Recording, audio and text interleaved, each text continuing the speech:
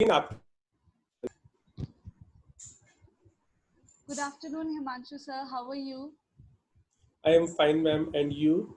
I'm good, sir. Thank you for asking. Sir, actually, today I have requested you to join me on a student-centric discussion. As we all know that the whole globe is fighting against this pandemic situation of COVID-19. We all are worried and students are worried, especially the students of final year and who will be coming in final year now. They are clueless how they should utilize this time, what they should do, how things are going to work in the near future. But I think this is the time where we can see the other side of the coin and utilize this time on self exploration. Students can do some self exploration, try to find out some of their weaknesses and strength, maybe work on their skills, which is going to be helpful in their career and future as well. So would you like to suggest some of the skills? We are Yes, ma'am. totally going to talk about the skills students can discuss and student can work on at their home. Ma'am, I do agree with you. This is the right time to improve the skills because right now we are free comparatively due to COVID-19. Yes, and sir. आपका कहना बिल्कुल सही है, सिक्के के दो पहलू होते हैं। एक तरफ देखा जाए तो फ्री है और एक टाइम यही राइट टाइम है जब हम अपने स्किल सेट को एनहेंस कर सकते हैं। उसी पॉइंट ऑफ व्यू से मैं आपको कुछ चीज़ें डिस्कस करना चाहता हूँ।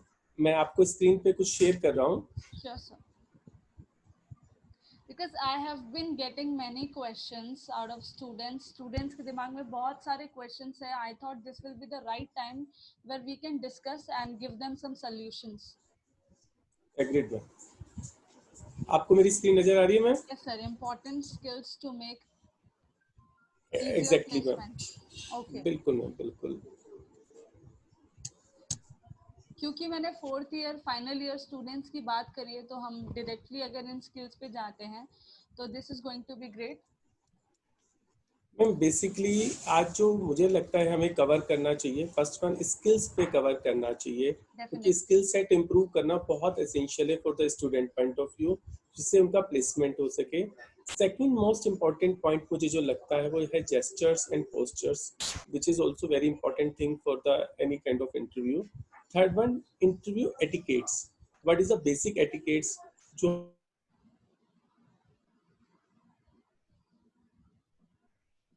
एचआर मैनेजर है उसको बेटर वे में इम्प्रेस कर सकेंगे और उससे एक बेटर जॉब ऑप्शन प्रोवाइड कर ले सकेंगे। सेकेंड है रिसर्च ऑफ द ऑर्गेनाइजेशन। क्या हम करके जाएं जिससे कि हमें पता हो कि एग्जैक्टली ऑर्गेनाइजेशन के अंदर हमें क्या पूछा जा सकता है, या जो एचआर बैठा है वहां पर, जो वहाँ कंपनी का ऑनर बैठा है, वो अपनी कंपनी, उसकी कंपनी के बारे में हम कितना जानते हैं। बिफोर लास्ट टॉपिक है current affairs and burning topics. Current affairs की भी आपको नॉलेज होनी चाहिए, इससे पता लगता है कि आप कितने अवेयर हैं चीजों से, तो ये भी हम डिस्कस करेंगे और क्या हो सकता है। और last but not least most important thing, preparation before interview. तो दीज आर द टॉपिक जो मुझे लगता है कि आज हमें स्टूडेंट्स के लिए कवर करने चाहिए, जिससे जो फाइनल ईयर स्टूडेंट है या प्री फाइनल ईयर स्टूडेंट्स हैं उनको बहुत ज्यादा बेनिफिट मिल सकता है एक अच्छी जॉब को अचीव करने में। तो मैं वन बाय वन कवर करता हूँ, then we will discuss. Sure sir. First one, communication skills. जब हम स्किल्स की बात करते हैं प्लेसमेंट के पॉइंट ऑफ व्यू से, तो मोस्ट इंपॉर्टेंट स्किल है कम्युनिकेशन स्किल्स। रीजन बीइंग, अगर स्टूडेंट बहुत ज्यादा टेक्निकली साउंड भी है और उसमें ये कैपेबिलिटी नहीं है कि वो अपनी बात को इंटरव्यू कमेटी के सामने बेस्ट वे में रिप्रेजेंट कर सके, तो वो टेक्निकल स्किल, वो एप्टीट्यूड स्किल, वो सब चीजें सेकेंडरी हो जाती हैं। तो communication skill is the way by which anybody can explain his thought and his working process, his working way to other one in a systematical way, so that anybody can understand exactly what he want to say. तो this is the important. May be communication skills का मतलब लोग बाग English से समझते हैं, no doubt English से ही job में help मिलती है, लेकिन अगर आप अपनी बात को पहले हिंदी में बहुत अच्छे से कहना सीख जाते हैं तो लैंग्वेज कोई बैरियर नहीं है, you can easily convert into English. और राजस्थान है या नॉर्थ इंडिया है, यहाँ थोड़ा सा कम्युनिकेशन स्किल को लेके एक डर सा मन में लगा रहता है और इस डर को निकालना पड़ेगा। क्योंकि इंटरव्यू को जो फेस करना है स्किल्स के जिस वे से, उसमें कम्युनिकेशन स्किल्स सबसे मोस्ट इम्पोर्टेंट रोल प्ले करती है। डेफिनेटली। अब कुछ लोग कम्युनिकेशन स्किल का मतलब सिर्फ स्पीकिंग समझते हैं। No, communication skill is also considered listening, how to listen to other one. आप दूसरे की बात को कितना सुनते हैं, कितना समझते हैं, फिर किस तरह से उसका रिप्लाई करते हैं। And writing is also very important communication skill.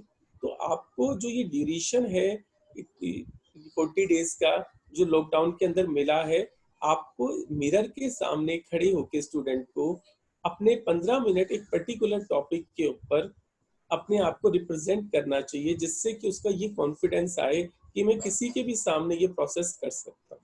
और सेकंड स्टेप में अपने बेस्ट फ्रेंड के साथ, अपने अच्छे दोस्त के साथ यही प्रोसेस को उसको फोन पे करना चाहिए, जिससे कॉन्फिडेंस आ जाए, फिर उसको वो आगे एक्सटेंड करे। लेकिन अगर कोई ये सोचता है कि विदाउट कम्युनिकेशन वो सरवाइव करेगा, तो बहुत नियर कॉम्प्लिकेटेड टू है। Impossible sir, very true.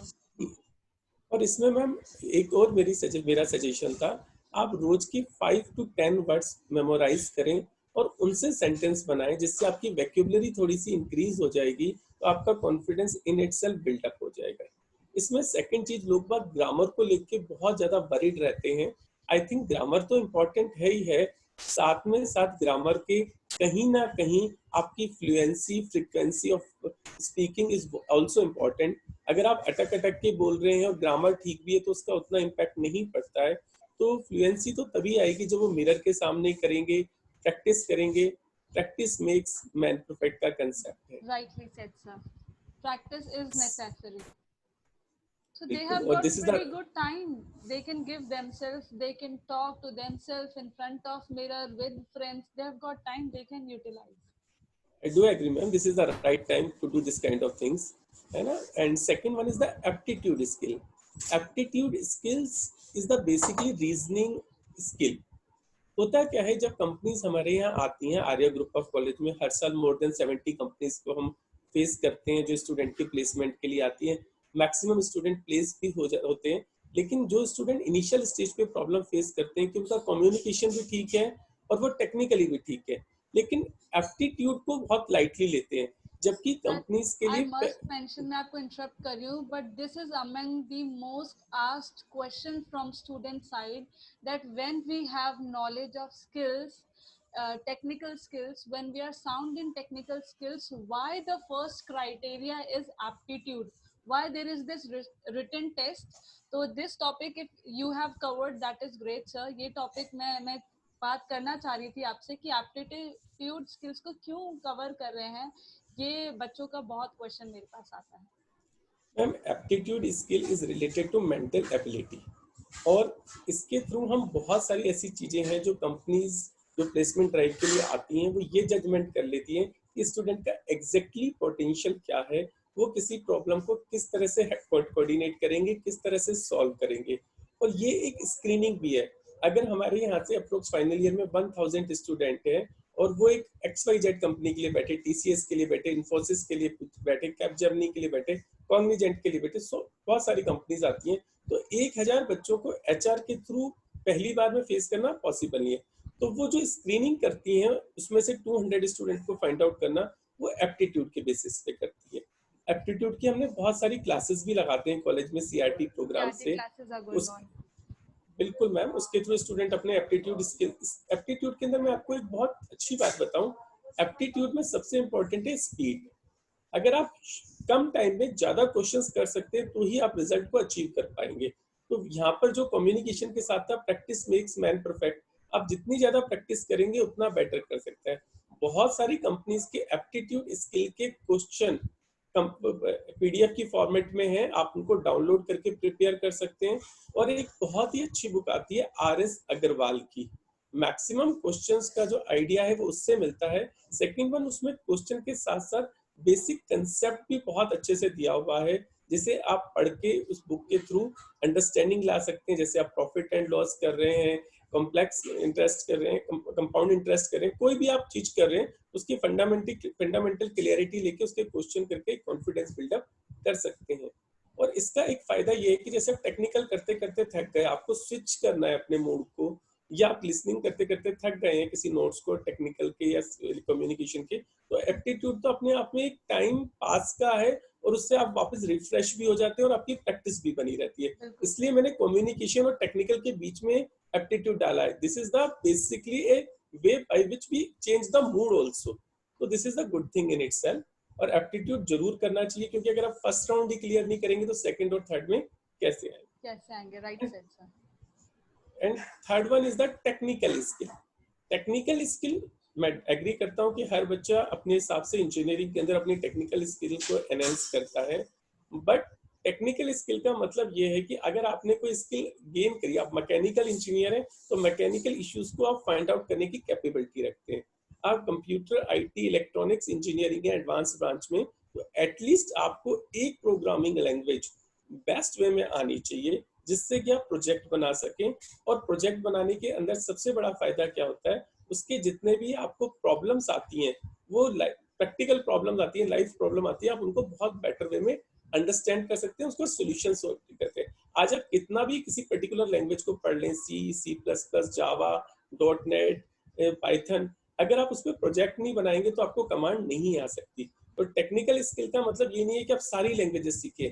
अगर आप जावा पे कंफर्टेबल हैं तो नो डाउट आप जावा पे एक प्रोजेक्ट बनाएं और इस टाइम में अपना कॉन्फिडेंस बिल्डअप करें, उसको डाटाबेस से कनेक्टिविटी सीखें, उसके अंदर फ्रंट एंड में जो आप काम कर रहे हैं उसको कैसे आप बेटर वे में ऑर्गेनाइज कर सकते हैं, वो अंडरस्टैंडिंग लाएं। आप पाइथन कर रहे हैं तो बहुत अच्छी बात है।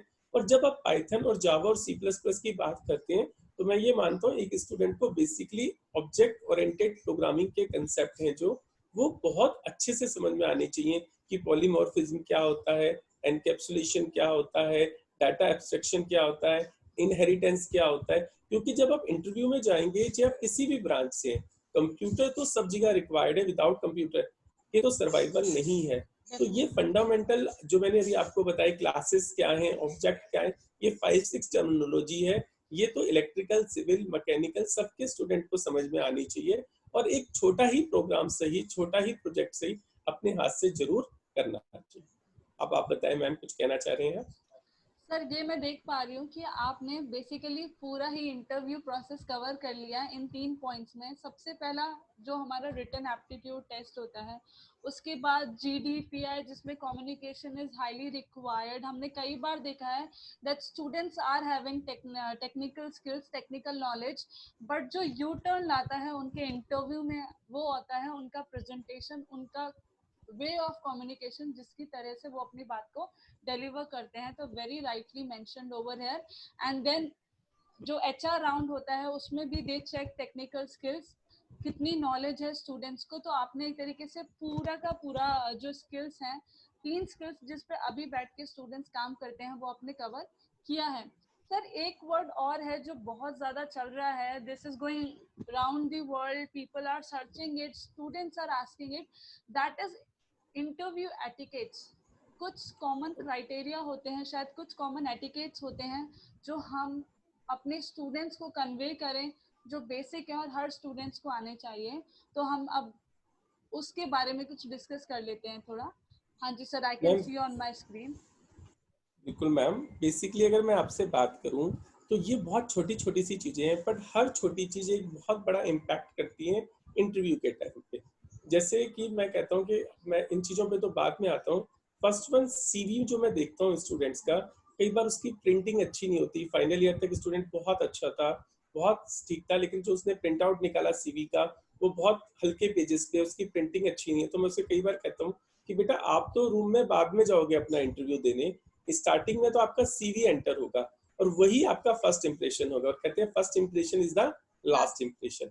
तो स्टूडेंट को बहुत छोटी छोटी बातें हैं, बट ये स्लाइड्स हम शेयर भी कर देंगे, तो इसके थ्रू वो समझें कि ये सब चीजें अगर वो अपनी प्रैक्टिस में लाएंगे तो उनके लिए इंटरव्यू को फेस करना कंपैरेटिवली आसान हो जाएगा। First one, knock the door and enter with permission. हम किसी के पास भी जाते हैं तो आपको प्रॉपर वे में उनको परमिशन लेके, मे आई कम इन सर, जो भी आपका प्रोसीजर है उसके थ्रू आप एंटर करेंगे। ग्रीट द इंटरव्यूअर, हमेशा उसको विश करना है इंटरव्यूअर को, आपको ये दिखाना है कि आप बहुत वेल मैनर्ड एंड हम्बल हैं। Cell phone must be off और इन साइलेंट मोड। बहुत सी बार हम इंटरव्यू दे रहे होते हैं, किसी सीनियर के सामने बैठे और फोन की रिंग बज जाती है, तो बड़ी डिफिकल्ट सिचुएशन हो हैपेंस। जाती है। तो आपको अपना मोबाइल फोन हमेशा साइलेंट, प्रेजेंट नहीं है आप इंटरव्यू कमेटी के सामने तो उसे ऑफ कर दें। सेकंड, जो मुझे लगता है कि ह्यूमन की सबसे बड़ा फीचर है, do eye contact and wear is smile. अगर आप किसी के आई कांटेक्ट करते हैं तो आपका कॉन्फिडेंस उससे पता लगता है कि आप प्रिपेयर्ड हैं, आप मेंटली 100% सिक्योर हैं सब चीजों से, और आपके चेहरे पे एक स्माइल है तो वो आपके कॉन्फिडेंस को कई टाइम्स इंक्रीज कर देती है। एंड सर ये इससे बहुत छोटी सी, पॉजिटिविटी भी शायद एड ऑन होती है आपकी पर्सनालिटी में। बिल्कुल मैम, जो एचआरस आते हैं उन एचआरस के साथ सबसे अच्छी चीज यही होती है कि वो बंदे को ओवरऑल एग्जामिन करने आते हैं। तो आपके चेहरे पे स्माइल है तो इससे ये पता लगता है कि आपका कॉन्फिडेंस कितना हाई है, और एक कॉन्फिडेंट पर्सन ही रिक्वायर्ड है कंपनी में। एक डरा हुआ सा सहमा हुआ सा आदमी किसी को भी रिक्वायर्ड नहीं है जो अपने वर्क को जस्टिफाई नहीं कर पाए in future. And second one, seat straight. आपको झुक के नहीं बैठना, आपको अपना कॉन्फिडेंस दिखाने के लिए एक बैठने का भी एक जो प्रॉपर वे है वो करना है। सेकेंड वन, आप टाइम से 15 मिनट बिफोर जाएं, क्योंकि इंटरव्यूअर आपका वेट नहीं करेगा, आपको अपने टाइम का वेट करना पड़ेगा। और आप जब 15 मिनट्स पहले जाते हैं तो आपके दिमाग में जो वो जल्दबाजी है, अपने सीवी को संभालना है, अपने डॉक्यूमेंट्स को थोड़ा कोऑर्डिनेट करना सेटल है, डाउन भी हो जाते हैं हम, वी गेट स्लाइटली सेटल बिल्कुल डाउन, बिल्कुल। कंफर्टेबल हो जाते हैं एनवायरनमेंट से। तो आपको बहुत, और एक किसी भी जगह हम जाते हैं तो आंखें जमाने में भी टाइम लगता है, तो हमें वहां समझ में भी आ जाता है कि बहुत सी बार हम पहले पहुंचने का फायदा है, हम अपने कलीग से भी पूछ सकते हैं कि किस तरह का चल रहा है, तो हमें एक माइंड सेट करने की भी अपॉर्चुनिटी मिलती है अगर हम 15 मिनट या 15 मिनट या 30 मिनट बिफोर पहुंचते हैं तो। एक आता है should wear formals and natural colours. बहुत सारे स्टूडेंट्स फॉर्मल्स में क्या करते हैं, white pant and black shirt और उस पे टाई भी ब्लैक, तो वो फॉर्मल्स नहीं लगता, वो तो डिस्को हो गया। आपको dark pant, light shirt with proper tie, with proper haircut, with proper way. बहुत सारे स्टूडेंट न्यूट्रल कलर्स अगर यूज करेंगे तो इट्स गोना बी बेटर। बहुत टैकी सा न्यूट्रल कुछ नहीं कलर, पहन के जाना चाहिए। व्हाइट शर्ट हो गई, स्काई शर्ट हो गई, वो शर्ट्स जो आंखों में ना चुभे और आपकी पर्सनैलिटी को दिखाए कि आप कितने सिंसियर हैं। लाइट कलर की शर्ट, डार्क कलर की pant, this is the best combination with leather shoes. और गर्ल्स के लिए स्पेशली अगर वो इस तरह का फॉर्मल्स पहन सकते हैं तो nothing like that, otherwise suit is also good way. अगर आप एक अच्छा कॉटन का सूट पहन के जाते हैं तो उसका भी एक पॉजिटिव इम्पैक्ट आता है। प्लान व्हाट टू ब्रिंग, आपको कैसे करना है वो आपके माइंड में सेट होना चाहिए।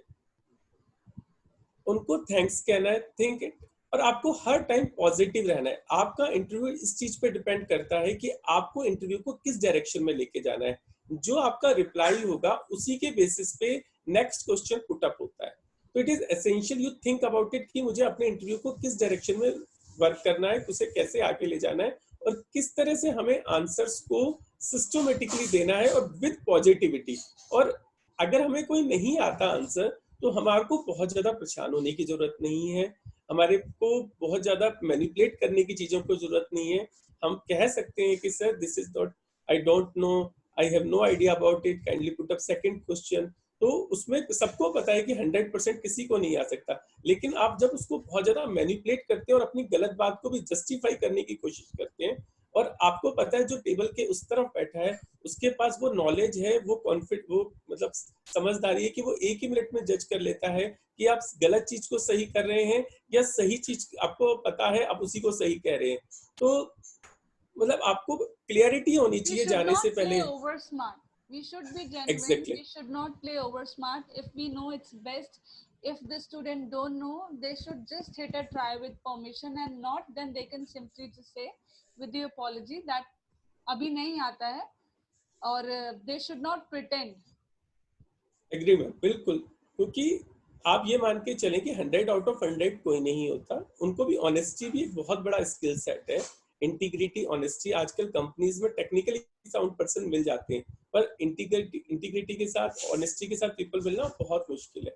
तो इंटीग्रिटी और ऑनेस्टी होनी चाहिए, आपको क्वेश्चन को बहुत ध्यान से सुनना चाहिए, थिंक एंड टॉक पॉजिटिव, और आपको जो भी बात करनी है वो बहुत एक पॉजिटिव मैनर में करनी चाहिए, आपको नेगेटिव नहीं होना चाहिए, क्योंकि पॉजिटिव एटीट्यूड के साथ ही सारी चीजें पॉसिबल। तो this is the basic fundamentals, अगर आप इनको फॉलो करते हैं तो आपको इंटरव्यू कंपैरेटिवली फेस करना आसान भी हो जाएगा और आपके सिलेक्शन के चांसेस इन इटसेल्फ बहुत ज्यादा इंक्रीज हो जाएगा। इंक्रीज हो जाते हैं। और सर इंटरव्यू एटिकेट्स के साथ साथ there is one thing which is being said, that is one should do research of the organisation before stepping it inside the organisation.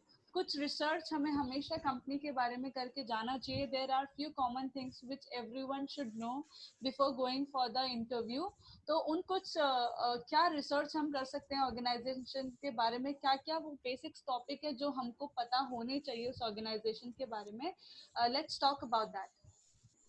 Ma'am कोई भी कंपनी आती है तो वो सबसे पहले स्टूडेंट के साथ प्री प्लेसमेंट टॉक करती है, जिसको हम ऑडिटोरियम में ऑर्गेनाइज कराते हैं, जिसमें नंबर ऑफ स्टूडेंट्स बहुत सारे होते हैं।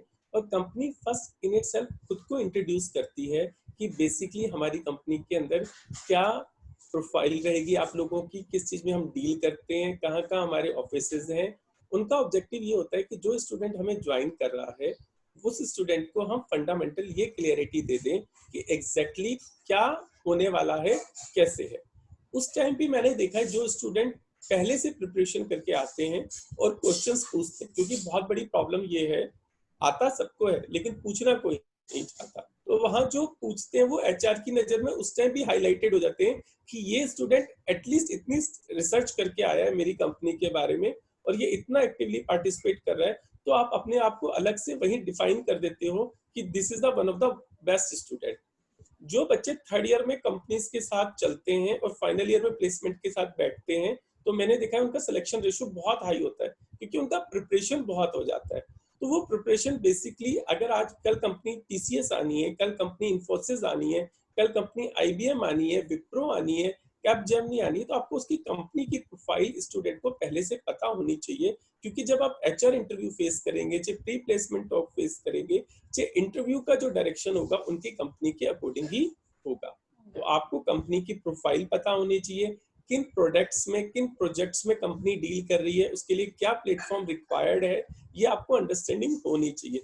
फॉर एग्जाम्पल, आपको पता लगा आजकल फाइनली ज्यादातर जो प्रोजेक्ट हैं उनके पाइथन में चल रहे हैं और आपने पाइथन ऑलरेडी किया हुआ है, तो आपको 2 दिन पहले अगर आपने ये प्रोफाइल कर ली तो 2 दिन में आप पाइथन को बहुत अच्छे से रिवाइज कर सकते हैं, जिससे कि आपको इंटरव्यू के टाइम उनको भी पाइथन का पर्सन चाहिए और आपकी भी पाइथन ही स्किल सेट आप बताते हो, आपका टेक्निकल स्किल बताते हो, तो आपके लिए उसके लिए इंटरव्यू को में आपकी कैपेबिलिटीज बहुत हाई दिखती हैं, आपके चांसेस ऑफ सिलेक्शन बहुत इंक्रीज हो जाते हैं। तो this is the one of the best thing. फिर कंट्रीब्यूशन इन कंपैटिबिलिटी द, बन जाती है कंपनी की और स्टूडेंट की सर। और मैम कोई भी ह्यूमन पर्सन हो, अगर आप उसके बारे में उसकी बात करते हैं तो इंटरनली इम्प्रेस होता ही होता है। Definitely sir. और ये भी इसमें वर्ड ट्रू है हमारे सर। यूनि इसमें मैं अपने आर्य कॉलेज के प्लेसमेंट सेल का बहुत बड़ा हेल्प भी बताऊंगा। हमारे यहाँ कोई भी कंपनी आती है तो 2 पेज का नोटिस आता है, जिसमें पूरा प्रोफाइल, पूरा उसका स्टडी करके जो नोटिस हम डिस्प्ले करते हैं उसको ही अगर स्टूडेंट देख ले तो उसका 60-70% वर्क कंप्लीट हो सकता है। वही हो जाता है। बिल्कुल मैम। द फिर team is doing contribution, great sir. हाँ placement team is doing wonderful ma'am. Great, yes. तो तो उसका बेनिफिट स्टूडेंट्स को लेना चाहिए, उसे ये नोटिस ना समझे कि कंपनी का नाम है और सैलरी पैकेज है। पैकेज तो इनिशियल स्टेज पे वैल्यू ही नहीं करना चाहिए, आपको ब्रेक लेना चाहिए, आगे तो बहुत अपॉर्चुनिटीज है। तो दिस इज द इम्पोर्टेंट। फिर है कंट्रीब्यूशन इन द सोसाइटी। आप, हर आदमी चाहता है कि आप कैसे कंट्रीब्यूट करेंगे सोसाइटी पे, इसके लिए आपका माइंडसेट प्रिपेयर होना चाहिए, उनके करंट कस्टमर्स आपको पता होना चाहिए, एरिया ऑफ वर्किंग पता होना चाहिए, जॉब डिस्क्रिप्शन पता होना चाहिए यू आर गोइंग फॉर। तो अगर आपको ये सब फंडामेंटल क्लियरिटी होगी तो इंटरव्यू में जब स्पेशली जीडी फाइनल राउंड में, ग्रुप डिस्कशन राउंड में आप जाते हैं, उसके बाद आप एचआर राउंड में जब जाते हैं, तो एचआर राउंड एक बहुत फाइनल राउंड है जिसके अंदर आपका पता लगता है स्टूडेंट ने बस एप्टीट्यूड भी क्लियर कर लिया, टेक्निकल भी क्लियर कर लिया, ग्रुप डिस्कशन भी क्लियर कर लिया, लास्ट में मैं एचआर में रह जाता हूँ। उसका बहुत बड़ा रीजन ये होता है कि आपकी जो अवेयरनेस लेवल है वो इतनी साउंड नहीं है कि आप उनकी उस अंडरस्टैंडिंग को समझ सके। तो it is the essential point, student must read this kind of things, must understand this kind of thing before appearing the interviews. क्योंकि सर हमने देखा है कि कई बार रिसर्च ऑफ ऑर्गेनाइजेशन इस पॉइंट को स्टूडेंट्स कुछ अंडर एस्टिमेट कर लेते हैं और यही कहीं ना कहीं उनको फिर they can not make any answer by their own. और वहाँ वो पकड़े जाते हैं. दिस इज अ पॉइंट जहाँ पे वो कनेक्शन बना सकते हैं टीम के साथ, एचआर के साथ, and they can do well. क्योंकि सर आपने प्रिपरेशन की बात करी अभी इस टॉपिक को डिस्कस करते में, तो कुछ प्रिपरेशंस अगर आप सजेस्ट करना चाहेंगे जो हर स्टूडेंट को करना चाहिए जब वो इंटरव्यू के लिए खुद को प्रिपेयर कर रहे हो, क्योंकि अभी शायद वो टाइम है, हर स्टूडेंट ऐसा सोचे कि वो इंटरव्यूज के लिए जा रहा है या अपनी स्किल्स को अपग्रेड करना चाह रहा है, तो वो अभी भी कर सकते हैं. This is a time to be utilised. I do agree, ma'am. The next slide is related to same thing, preparation. आपको मैं बहुत अच्छी बात बताऊँ, आपने बहुत अच्छा क्वेश्चन किया. जब आदमी फ्री होता है तो वो अपने बारे में सोच सकता है, और अभी से अगर हम प्रिपेयर कर लें, आपने देखा होगा बहुत सारे स्टूडेंट जाते हैं लास्ट मोमेंट पे वो अपना सीवी का प्रिंट आउट ले रहे होते हैं, आते हैं सर आपके ऑफिस से प्रिंट निकाल लें. वेरी तो मैं कॉमन. कहता हूँ क्यों आज आपका अभी तक प्रिंट क्यों नहीं है प्लेसमेंट के? सर मैं एचआर तक पहुंच गया लेकिन मैं क्या कहते हैं वो नहीं है, मेरे पास सीवी की अच्छी कॉपी नहीं है, आज मेरे पास फोल्डर फटा हुआ है. तो मैं ये कहता हूँ कि अगर ये आप पहले से आपको पता है कि जो आपके पेरेंट्स ने आप पे इतना इन्वेस्ट किया है, आपने 4 साल अपने लगाए हैं, और बहुत छोटी छोटी चीजों के लिए आप लास्ट मोमेंट पे परेशान हो रहे हैं, आपको टाई बांधना नहीं आता, आपको उस टाइम आपको शर्ट नहीं मिल रही है, तो बहुत सारी प्रॉब्लम्स होती हैं. आप जीन्स पहन के इंटरव्यू देने जा रहे हो टी शर्ट के साथ क्योंकि आपने पहले से डिसाइड नहीं कर रखा था. तो this is the biggest problem with student. तो इट इज एसेंशियल कि वी कैन अंडरस्टैंड कि किस टाइप की प्रिपरेशन रिक्वायर्ड होती है एक स्टूडेंट को जब वो इंटरव्यूज के लिए मेंटली प्रिपेयर होता है. पहले तो आपको पहनना क्या है, आपको plan what to wear, I mean to say कि आपको डिसाइडेड होना चाहिए कि ये दो जो मेरे कपड़े हैं जोड़े हैं पैंट शर्ट, इनको मैं अलग रख दूं, इनको मैं जनरल यूज नहीं करूंगा. ये तो जिस दिन मुझे इंटरव्यू पे जाना है उसी दिन मुझे ये टाई पहननी है, उसी दिन मुझे ये पैंट शर्ट पहनना है. बहुत क्लियरिटी के साथ आप उन्हें रखें, प्रेस करा के रखें, जिससे कि आपको लास्ट मोमेंट पे उन चीजों को मैनेज करने के चक्कर में आप पता लगा कि अपनी टेक्निकल स्किल और आप अपने जो इंपॉर्टेंट क्वेश्चन से जो मैं आगे डिस्कस करूंगा, आप उनके जगह अपने पैंट शर्ट को ही प्रिपेयर करने में लग रहे हैं, अब गर्ल्स अपने सूट को ही प्रिपेयर करने में लग रहे हैं. तो इट इज एसेंशियल कि वो इनिशियल स्टेज से ही ये सब चीजें माइंड में सेट करके रखें. प्लान व्हाट टू ब्रिंग आपके साथ, आपको किस तरह से अपना सीवी में करना है. सीवी में सबको पता है बीटेक किया है, जैसे आपने स्पेशल मेंशंस लिखे अपने सीवी में, आपने जनरल अपनी क्वालिफिकेशन लिखी, आपने लिखा मुझे फॉर एग्जाम्पल में मुझे गार्गी पुरस्कार मिला है, या मैंने कोई अच्छा सर्टिफिकेशन किया है आईआईटी से, बहुत सारे आजकल सर्टिफिकेशंस हो रहे हैं, और आपने कोई ऐसी चीज की है जो आपको डिस्टिंग्विश करती है फ्रॉम अदर वन, तो वो आपको सीवी में ऊपर है, तो आपके सर्टिफिकेट्स को अरेंज भी उसी तरह से करना चाहिए. आपको जो लास्ट मार्कशीट अचीव हुई है अपने लिए वो सबसे पहले लगती है. स्टूडेंट क्या करते हैं, पहले 10th की मार्कशीट लगाते हैं, कई तो 8th की मार्कशीट लगाते हैं, फिर 10th की लगाते हैं, फिर 12th की लगाते हैं, फिर बीटेक के लगाते हैं, फिर जो उन्होंने आईआईटी से सर्टिफिकेट लिया था या जो उन्होंने मॉक के थ्रू लिया था या कोई बड़ा सर्टिफिकेट है उसको लास्ट में लगाते हैं. इंटरव्यूअर उस तक पहुंचता ही नहीं है. कोई भी चीज होगी आपको डिसेंडिंग ऑर्डर में मैनेज करनी पड़ेगी. डिसेंडिंग ऑर्डर का मतलब है आपको स्पेशल अपने नो डाउट अपनी एकेडमिक मार्कशीट्स को आप लगाएं, उसी के साथ साथ आप अपनी इंपॉर्टेंस के हिसाब से अपने सर्टिफिकेट्स को अरेंज करें. आपके पास फोल्डर बहुत अच्छी क्वालिटी का होना चाहिए. चालू क्वालिटी का फोल्डर बहुत सारे स्टूडेंट रखते हैं, तो मुझे लगता है कि वो 100 रुपीज सेव करने के चक्कर में अपने इंप्रेशन को खराब कर रहे हैं इंटरव्यूअर के सामने. तो ये फोल्डर आप अभी परचेज कर ले, जैसे ये लॉकडाउन खत्म होता है उसमें अपने डॉक्यूमेंट प्रॉपरली प्रिपेयर करके रखे. थर्ड पॉइंट है be ready with your selling points. आपको मैंने जो कहा सीवी बनाना भी एक आर्ट है. कई बार स्टूडेंट हमारे सामने आते हैं, बायोडाटा सीवी और रिज्यूमे क्या है उनको यही डिफरेंस नहीं पता होता. तो करिकुलम बिटे एक टेक्निकल स्किल्स के साथ आपके एकेडमिक स्किल के साथ एक बहुत ब्रीफ इंट्रोडक्शन है जिसमें आपकी फिजिकल डिस्क्रिप्शन की रिक्वायरमेंट नहीं है. तो जो आपके स्पेशल मेंशन है वो आप इसमें जस्टिफाई करें. अगर आपने 3rd ईयर की ट्रेनिंग टीसीएस से लिए तो उसको आप हाईलाइट करें. आपने कोई प्रोजेक्ट डिजाइन किया है आप उसको हाईलाइट करें, और उसी को आप जब सीवी में दिखाएंगे तो सीवी के साथ साथ आपके फोल्डर में लगे होंगे, तो इंटरव्यूअर उन्हीं पे क्वेश्चन पूछेगा. तो आपका सेलिंग पॉइंट क्या है, आपकी स्ट्रेंथ क्या है, आपका स्किल क्या है, उसको बहुत आसानी से आप हाईलाइट कर सकते हैं, जिससे कि आपका इंटरव्यू हमेशा उसी डायरेक्शन में जाए और आप उसको 100% अचीव कर सके. एंड सर यही वो पॉइंट है शायद जो हेल्प करता है स्टूडेंट को to answer a very common question, that is why we should hire you. Agreed ma'am, बिल्कुल यही वो क्वेश्चन है. कई बार हम देखते हैं कि स्टूडेंट बहुत अच्छा है ऑब्जेक्ट ओरिएंटेड प्रोग्रामिंग में उसने जावा पे प्रोजेक्ट बनाया, सी प्लस प्लस में उसने बहुत अच्छे मार्क्स गेन किए थे, पर वो कहीं वो शो ही नहीं कर पाता और उसको बाद में आके बाहर कहता है मेरे से सर उस तो पूछा ही नहीं, मेरे से तो पूरा ही डीबीएमएस पूछा था। तो मैं उससे कहता हूँ भैया तुझे कहीं ना कहीं अपने सीवी पे दिखाना पड़ेगा। वो लिख सकता है कि I have good marks achieve in C plus plus. मेरे कई स्टूडेंट देखे जिनके 80 में से 75 मार्क्स थे उसमें, और उनका पूरा इंटरव्यू डीबीएमएस पे रहा, तो वो इतना बेटर वे में नहीं कर पाए। तो जो आपकी स्किल्स है वो आपके सीवी पे झलकनी चाहिए, आपके सर्टिफिकेट्स में झलकनी चाहिए, जिससे कि इंटरव्यूअर उसी डायरेक्शन में क्वेश्चन पूछे और आप बेस्ट वे में रिप्लाई दे सके। नेक्स्ट है prepare and practice common interview questions. This is essential. ये मैं नेक्स्ट टाइम आपको नेक्स्ट स्लाइड में डिस्कस भी करूंगा। फिक्स क्वेश्चन है, आप हमारे दिमाग में एक हवा है, नहीं तो कुछ भी नहीं है। अगर आप 10 क्वेश्चन का सेट है, अगर आप उनको मेंटली प्रिपेयर करके जाएं तो आपके लिए बहुत आसान हो जाता है उनका रिप्लाई करना, क्योंकि जनरली वही क्वेश्चन इंटरव्यूज में पूछे जाते हैं। आप फर्स्ट टाइम उनको सुनेंगे तो आप अपने प्रेजेंस ऑफ माइंड के बेसिस पे रिप्लाई देंगे, मे बी कई बार सही होगा, कई बार गलत होगा।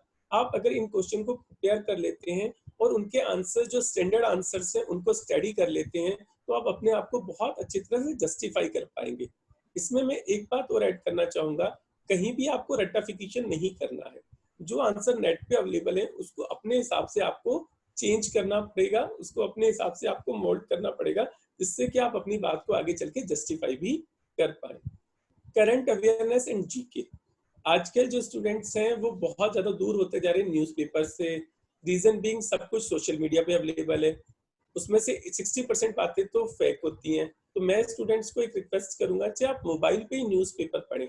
अपने न्यूज़पेपर को रीड करना एसेंशियल है, जिससे आपको ये पता लगता रहता है कि करंट क्या टॉपिक्स चल रहे हैं। ग्रुप डिस्कशन के लिए आपको बहुत हेल्पफुल रहेगा ये सबको।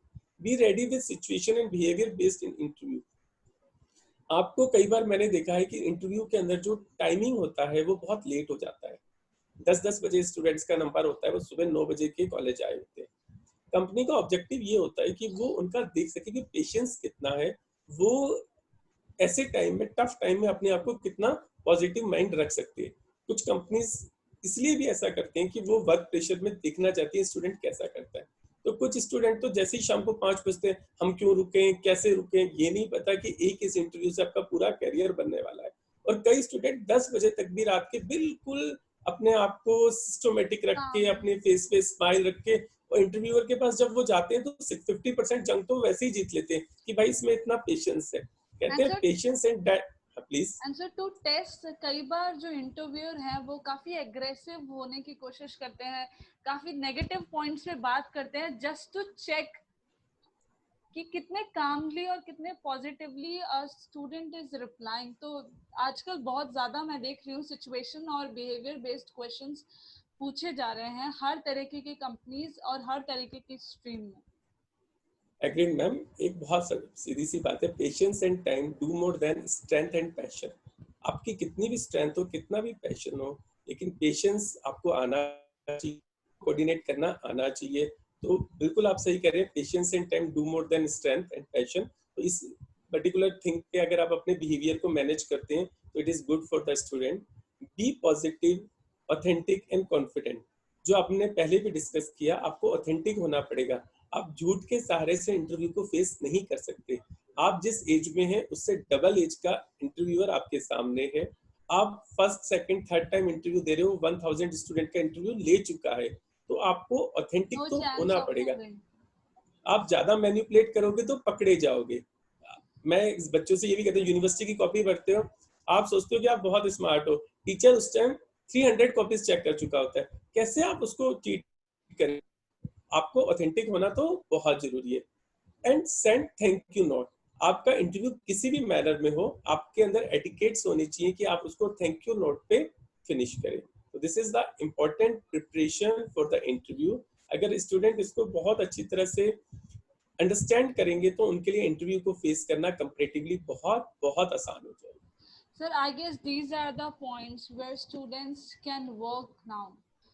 Free time hai, if they are going to give 2 hours, 1.5 hour to oneself and talk and prepare on these points, they can do miracles. उसके साथ I साथ do. कुछ कॉमन क्वेश्चंस भी पूछे जाते हैं, वो हम सबको पता है, वो 10 क्वेश्चंस, वो 15 क्वेश्चंस मोस्टली हर इंटरव्यू में पूछे जाते हैं. Let's discuss those. Yes sir, that is on our screen. ये क्वेश्चंस भी वो क्वेश्चंस हैं students can work on. This is the time they can just think, they can prepare the best answers, practice in front of mirror if they're having any problem, just be genuine and they can do whatever they feel like.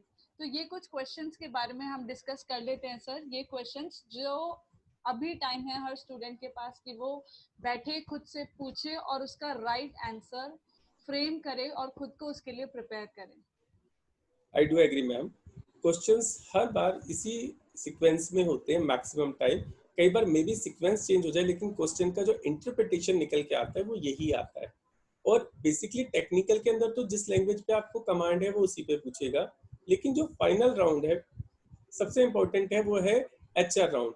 HR round के अंदर सबसे first question किसी भी interview में पूछा जाता है. हम फैकल्टीज को अपॉइंट करते हैं, चाहे कंपनीज के इंटरव्यूज को देखते हैं, सब जगह होता है टेल मी अबाउट योरसेल्फ. इस क्वेश्चन का मीनिंग ये है कि जब आप जो मैंने कम्युनिकेशन स्किल में कहा था, सबसे अच्छा हम अपने आप को रिप्रेजेंट कर सकते हैं. अगर आज मैं अपने आप को कॉन्फिडेंट के साथ बिल्कुल सिस्टमेटिकल वे में अगर अपने आप को रिप्रेजेंट कर सकता हूँ, तो वो समझ जाता है कि इसकी कम्युनिकेशन स्किल कहाँ है, इसकी थॉट क्लियरिटी कितनी है, इसकी अंडरस्टैंडिंग कितनी है. तो tell me about yourself, this is the one of the most important question and the first question जो एक इंटरव्यूअर को एक डायरेक्शन बता देता है कि आप कहाँ पर स्टैंड करते हैं. तो इस क्वेश्चन का आंसर आपको बहुत सिस्टमेटिकली ध्यान होना चाहिए. आपको इसमें अपने की पॉइंट्स को डिस्कस करना चाहिए, आपके पेरेंट्स का नाम वगैरह डिस्कस, मतलब आप जिस तरह भी आप अपने आप को रिप्रेजेंट करना चाहें, लेकिन उसमें आपकी एक पॉजिटिविटी नजर आनी चाहिए. सेकंड क्वेश्चन जो जनरली पूछा जाता है, what are your greatest professional strength. तो स्ट्रेंथ को आपको बहुत हाईलाइट, क्योंकि आपकी स्ट्रेंथ ही आपको बेसिकली सिलेक्शन दिलवाएगी. तो आपकी स्किल जो स्ट्रेंथ है उसको आपको जस्टिफाई करना पड़ेगा. आप कहते हो कि आप अच्छे टीम लीडर हो, तो आपको जस्टिफाई करना पड़ेगा कि आपने कहाँ टीम लीड की थी और उसके क्या रिजल्टेड रहे. सिर्फ ये कहने से कि मैं अच्छा टीम लीडर हूँ, या मेरी जावा बहुत अच्छी है, या मेरा पाइथन बहुत अच्छा है, या मेरा ओवरऑल मतलब मैं स्माइलिंग, कुछ भी आप कहते हैं, तो आपको उसके पीछे जस्टिफिकेशन बहुत ज्यादा There रिक्वायर्ड है. has to be some example, there has to be some story if we are saying something in this question. हम चाहे कुछ भी कह रहे हो, we have to have a base जिसके बेसिस पे हम बोल पा रहे हैं कि हमारी ये स्ट्रेंथ है. और मेरे हिसाब से ज्यादातर इसमें टेक्निकल और मैनेजमेंट स्किल्स अपने पास अगर कोई है तो we must mention that. I do agree ma'am, बिल्कुल आप ठीक कह रहे हैं. अगर कोई कहता है कि मेरी जावा अच्छी है, अगर वो ये कहता है कि जो हैकाथॉन हुआ था या जो प्रोजेक्ट कंपटीशन हुआ था XYZ प्लेस पे, IIT में, आर्या में, किसी भी अच्छी जगह, और उसमें मेरा ये सर्टिफिकेशन था, मेरा ये रोल था, तो इन इटसेल्फ वो उस चीज को जस्टिफाई That's करता a है. proof, yes sir. And उस चीज का कॉन्फिडेंस, उस चीज का जो फेस फेस पे पे एक्सप्रेशंस है, that can easily convey whether you are having that skill or not. I do agree, ma'am. This is the right thing. और what are your greatest professional weakness? अब weakness को लेके बहुत सारे questions put up होते हैं. मैंने कई बार स्टूडेंट से पूछा आपकी वीकनेस क्या है, तो कोई कहता है एंगर है, कोई कहता है होम सिकनेस है, कुछ और बताते हैं, कोई कुछ और बताते हैं. वीकनेस भी आपकी ऐसी होनी चाहिए जो आपकी स्ट्रेंथ को रिप्रेजेंट करे. मैं आपको कोई यहाँ पर मैं एग्जांपल्स नहीं दे रहा, ना मैं कह रहा हूँ कि आप नेट से आंसर को मेमोराइज करें. आप आंसर को खुद फ्रेम करें. जैसे एक आंसर मुझे एक स्टूडेंट का बहुत अच्छा लगा कि I am highly involve in my work and sometime forget my social responsibility. मैं अपने काम में इतना खो जाता हूँ कि मैं दुनियादारी भूल जाता हूँ. तो प्रैक्टिकली आपकी वीकनेस भी होते हुए ये आपकी कहीं ना कहीं स्ट्रेंथ है. तो इस स्ट्रेंथ को आपको इस तरह से बताना है कि कंपनी, आप चाहे अपने वीकनेस को बता रही हो, लेकिन कंपनी के पॉइंट ऑफ व्यू से वो क्या है, स्ट्रेंथ है. नेक्स्ट है, बिल्कुल एग्री मैम, स्ट्रेंथ है. How do you think you will fit in this role. आपको ये जस्टिफाई करना पड़ेगा जिस पोजीशन के लिए आपको हायर किया जा रहा है, आप उस पोजीशन के लिए कैसे फिट हैं, ये आपको अपने वर्ड्स में जस्टिफाई करके बताना पड़ेगा. और जब इतने सारे स्टूडेंट्स हैं तो आपको ये भी जस्टिफाई करना पड़ेगा why should we hire you. बहुत सारे स्टूडेंट में से आप ही को क्यों सेलेक्ट किया जाए, this is the important thing in itself, important question in itself. तो आपको यहाँ पर एक अपॉर्चुनिटी मिलती है कि आप अपने आप को बेस्ट वे पे रिप्रेजेंट कर सकें, अपने सारे स्किल सेट्स को बता सकें, अपनी सारी स्ट्रेंथ को बता सकें। And these two next are the question. and these two are the most imperative question. यही वो questions के आंसर होते हैं जिसके लिए इंटरव्यू वेट कर रहा होता है कि कैसे एक स्टूडेंट फिट इन कर रहा है हमारे इस गिविंग जॉब प्रोफाइल में। Agreed. Then what are your ethics and values. बहुत सारी जगह स्टूडेंट्स को ये लगता है कि एथिक्स और वैल्यूज की कोई इम्पोर्टेंस नहीं है, हमें तो जॉब करना नहीं। आपने देखा होगा टाटा ने इस टाइम वर्ल्ड लेवल पे मैक्सिमम कंट्रीब्यूट किया कोविड-19 की तरह। तो एथिक्स एंड वैल्यू, आप इन्फोसिस कंपनी के ओनर्स को देखें, आप वर्ल्ड में किसी को भी देखें, एक हंगर होती है हर चीज की, पैसे की, इन लोगों को इनिशियल स्टेज पे पोजीशन की। फिर हर किसी को ये होता है कि एथिक्स और वैल्यू कहाँ स्टैंड करते हैं। अगर कोई एम्प्लॉय में इंटीग्रिटी है, वैल्यूज है, एथिक्स है, तो ही वो कंपनी के लिए यूजफुल है, अदरवाइज वो कंपनी के लिए कोई यूजफुल नहीं है। आपने देखा होगा जो लोग बहुत ज्यादा स्विच करते हैं, वो जब कंपनीज में जाते हैं या फिर किसी भी इंडस्ट्री में एकेडमिक्स में अप्लाई करते हैं, तो हर किसी के दिमाग में आता है यार ये रिलायबल तो नहीं है। तो आपके एथिक्स और वैल्यूज भी आपको बहुत अच्छे से माइंड में क्लियरिटी के साथ पता होने चाहिए। जब आपको अपॉर्चुनिटी मिले तो आपको उनको डिस्कस करना चाहिए, जस्टिफाई करना चाहिए। Because sir, I was discussing this point with some HR person, and he just said one thing, that is, ma'am, if the person is lacking behind somewhere in technicals, we can give 6 months training and he will be perfect in the job. But we cannot do the character development, we cannot change the values, we cannot change the ethics. That comes with upbringing and surrounding. तो ये मुझे बहुत ही straight forward, simple और genuine answer लगा था उन HR का, जो मैं अपने काफी स्टूडेंट्स को बताती भी हूँ फिर, that this is the most important point. बिल्कुल एग्री मैम। कहते हैं नेचर और सिग्नेचर किसी का नहीं बदलता। आपने जो कहा 6 महीने के बाद आप स्किल सेट चेंज कर सकते हैं, लेकिन उसका नेचर और सिग्नेचर नहीं चेंज कर सकते। तो वो ये देखते हैं कि आदमी कितना ऑप्टिमिस्टिक है, कितना पॉजिटिव है। तो आप अपने अंदर ऑप्टिमिस्टिक लाए। अब ये प्रॉब्लम का टाइम है, आपकी बात है, आपने जहां से स्टार्ट किया था, सिक्के के दो पहलू है। या तो आप परेशान होते रहें, या आप इस टाइम को एक अपॉर्चुनिटी समझ के इसका बेस्ट यूटिलाइजेशन कर लें। Then what do you know about your our company. अब जो हमने पहले कहा कि आपको प्रोफाइल के बारे में पता होना। Where do you see yourself in 5 years?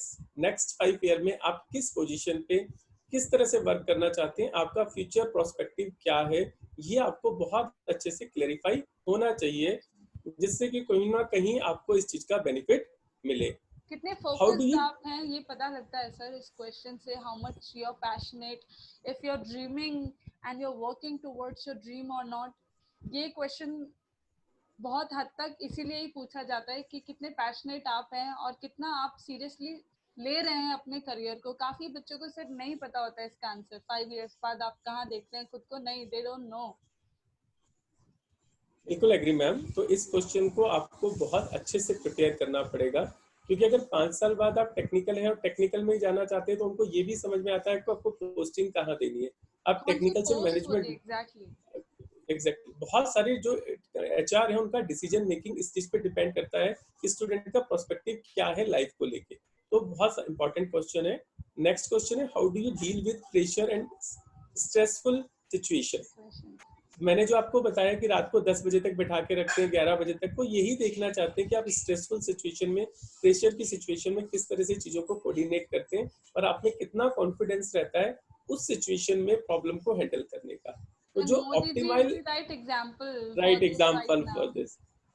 Right now India has the limited resources, India has the limited मतलब सो मेनी थिंग्स, बट आज की तारीख में वर्ल्ड के बड़े बड़े देशों से इंडिया कंपैरेटिवली बेटर है, जो इस कोविड-19 की प्रॉब्लम को हैंडल कर रहा है। Right time, right decision with right thought. Very live example, very live example. This is a real case study जिसके थ्रू हम समझ सकते हैं कि कितनी अच्छे से ये टाइम है जो प्रेशर और स्ट्रेसफुल कंडीशन के अंदर हैंडल किया जा सकता है।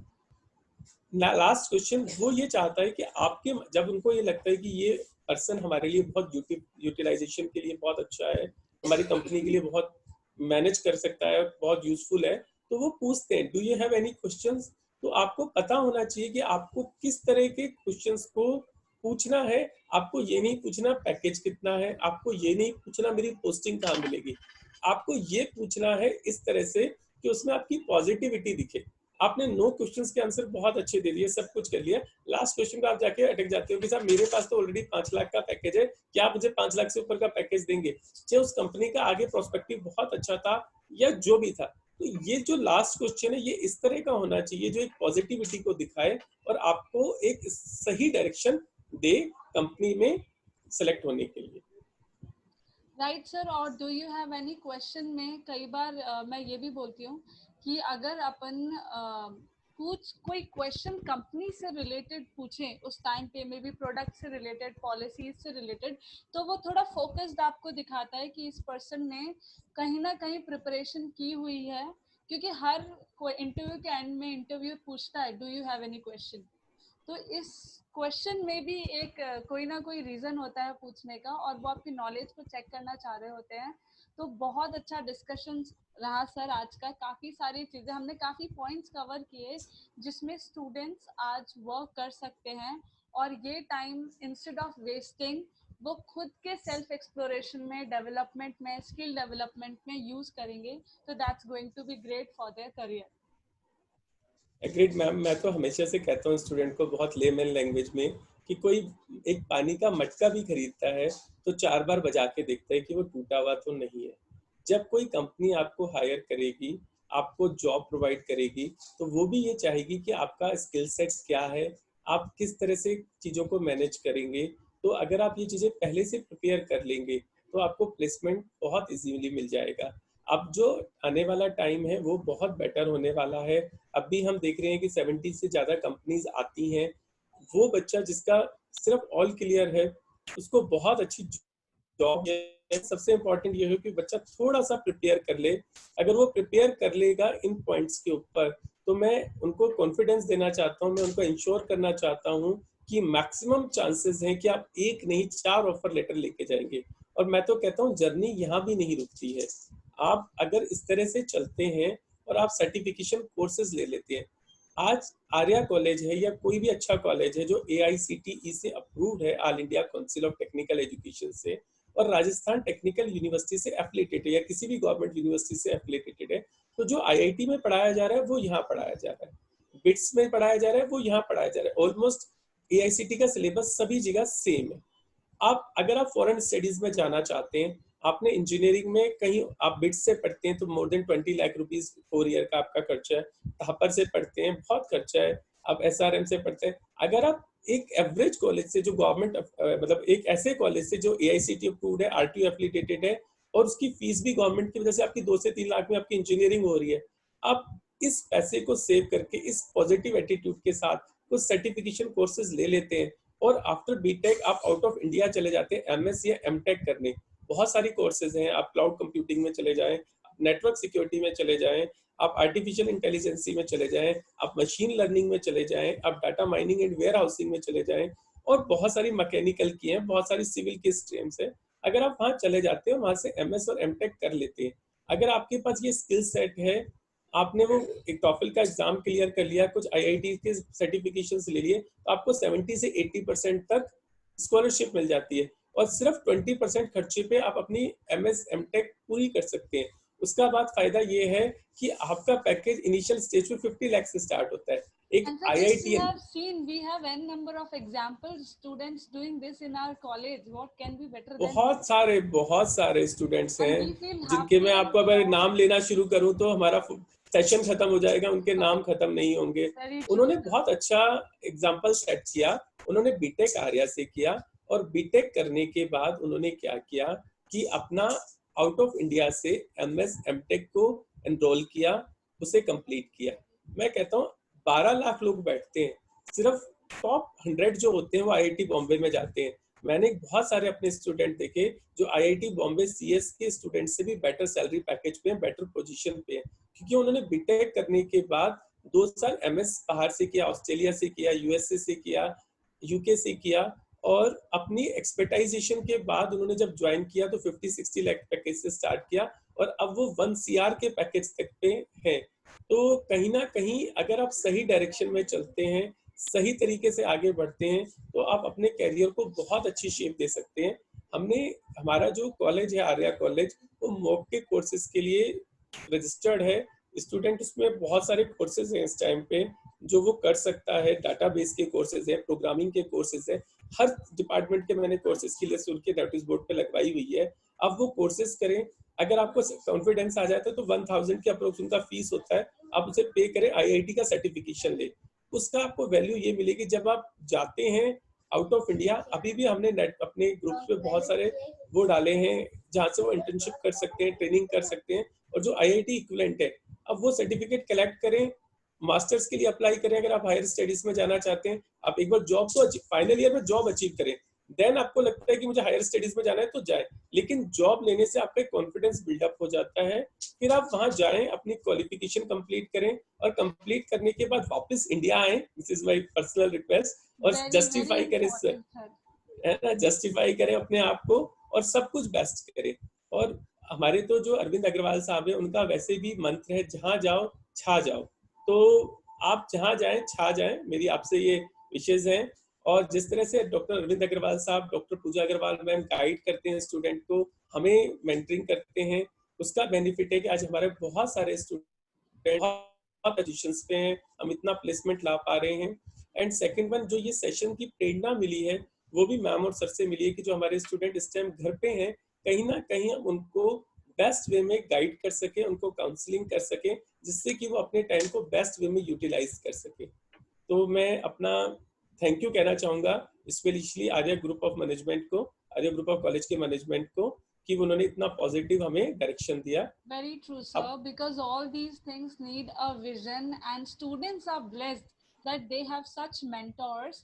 उसी के साथ साथ मैं आपका भी thank you करना चाहूंगी. This has been a really inspiring session, and whenever I'm going to share this session with students, I think उनको अब शायद कहीं ना कहीं क्लियरिटी मिलेगी कि ये टाइम वेस्ट करने का नहीं, यूज करने का है, क्या चीजें हैं जिनको वो यूज करें, and this is going to change their life. Thank you so much sir, thank you for ma'am joining. एक मिनट में और कहना चाहूंगा, Sure, sir. इस सेशन के बाद ये प्रोग्राम स्टॉप नहीं होगा। मैंने बहुत सारे कंपनी रिप्रेजेंटेटिव से बात कर रखी है, जो हमारे स्टूडेंट थे, जो मैं अभी बता रहा था कि बहुत अच्छी अच्छी जगह प्लेस्ड हैं, अपनी कंपनी को रिप्रेजेंट कर रहे हैं।